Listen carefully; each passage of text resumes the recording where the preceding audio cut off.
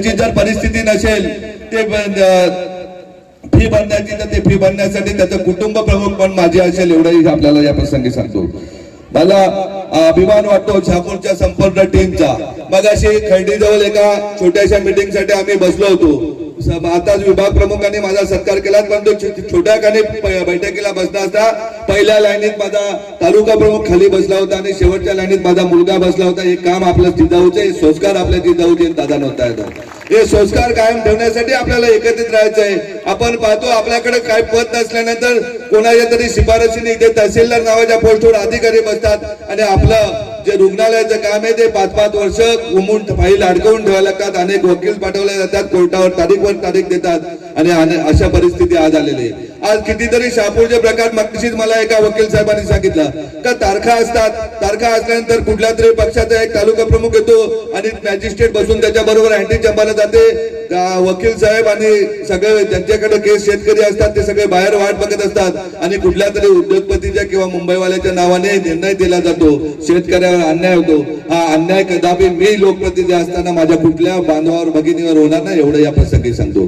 Police स्टेशनला या पोलिसांवरती अनेक वेळा दबाव आणून खोट्या केसेस करण्याचा प्रयत्न केला जातो नागरिकांवरती। त्याही सांगतोय आम्ही कधी कोणाचं वाईट करण्यासाठी कधी कुठल्या पोलीस स्टेशनला केस केलेलं नाही। कुठेही कोणाचं वाईट होण्यासाठी जिजाऊ काम करताय, आपण करताना सर्व चांगलंच करू आणि या चांगल्याची भीती वाटते म्हणून विरोधक जास्त गडबड करतात। काही जर चांगली माणसं आली तर आपली दुकानं कायमची बंद पडतील या दृष्टीने सर्व सातत्याने प्रयत्न करतात। आपल्याला नक्कीच सांगतो मानेकिनला अचानक झालेल्या वादळी पावसाचं नुकसान, तिथे वीज पडल्याने मोठ्या प्रमाणात नुकसान झालं। ज्या कुटुंबावर हे संकट कोसळलं घाबरू नका। निलेश सांबरे ज्या वेळेस शहापूरच्या कुठल्याही नागरिकावरती अन्याय संकट कोसळतं त्यावेळेस जिजाऊ त्याचा कुटुंब म्हणून त्याच्या बरोबर असते एवढं मी नक्कीच सांगतो। आपल्याला सर्वांना एकत्रित राहायचंय। ज्या ताया माझ्या 4-5 वाजल्यापासून तयारी करीत बसलेले आहेत, जे माझे बांधव शहापूरच्या कानाकोपऱ्यातून आलेले आहेत, मला नक्कीच मला स्वतःची तेवढी स्वतःला वाटतं की यांचे कधीही मनामधून विरुद्ध होणार नाही, त्यांना वाटणार नाही का चुकीच्या माणसाबरोबर आपण गेलो। अगदी अभिमान वाटेल तुम्हालाच काय पूर्ण देशाला अभिमान वाटेल अशा प्रकारचा लोकप्रती निर्माण होण्याचा प्रयत्न मी नक्कीच करेन। आणि आपल्याला अभिमानाने सांगतोय राजकारणातील मिळालेलं पद हे स्वतःचं पोट भरण्यासाठी नसतं किंवा माझ्या नातेवाईकांचे पोट भरण्यासाठी नसेल, ते समाजाच्या उद्धारासाठी असेल आणि डॉक्टर बाबासाहेब आंबेडकरांच्या घटनेप्रमाणे देश चालतो, संविधानाप्रमाणे देश चालतो हे दाखवण्यासाठी असेल एवढं तुम्हाला मी नक्कीच सांगतो। इथे पत्रकार बंधू असते आहेत, त्यांनी कधीतरी पालघर जिल्ह्यामधील पत्रकारांना विचारा। मी जिल्हा परिषदेवर फक्त 1 वर्ष होतो उपाध्यक्ष म्हणून शिक्षण आणि आरोग्य सभापती। आपल्याकडचे शिक्षक असतील त्यांना विचारा का काय परिस्थिती होती जिल्ह्याची।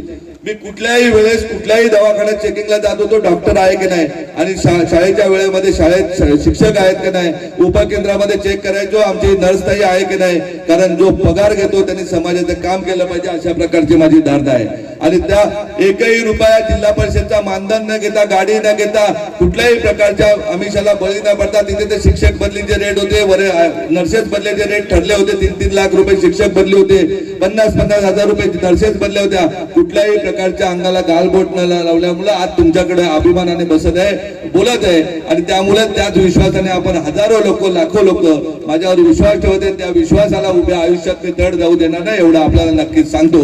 ज्याप्रमाणे साताऱ्याला पाऊस पडला होता त्याप्रमाणे आज पावसाची नांदी आपल्याला लागलेली, त्यामुळे विजय तर आपला होणारच आहे। जास्तीत जास्त मताने विजय होण्यासाठी आपण प्रत्येकाने प्रयत्न करावे। आपले नातेवाईक असतील, सोशल मीडियाद्वारे आपले मित्रमंडळी असेल, या सर्वांद्वारे तुम्ही प्रचार प्रसार करावा। आपला नाणं 100% रुपया बंदा रुपये खणखणीत वाजणार आहे, तो कधीही त्यांनी समाजाला फसवलेला आहे आणि कधीही समाजाला फसवणार नाही एवढं या प्रसंगी आपल्याला सांगतोय। कधी कोणीतरी शहापूर मुरबाड विषयी आरोप करेल तर त्यांनाही सांगतोय की त्यांनी लोकप्रतिनिधी ते होते, जर खरोखरच निलेश सांबरे दोषी असतात तर त्यांनी शहापूरच्या चौकामध्ये मला फासावर लटकवलं असतं। अडचणी आणणारे तेच होते, परंतु ते रस्ता मी खासदार झाल्यानंतर त्या फॉरेस्टच्या अडचणी असतील, शेतकऱ्यांच्या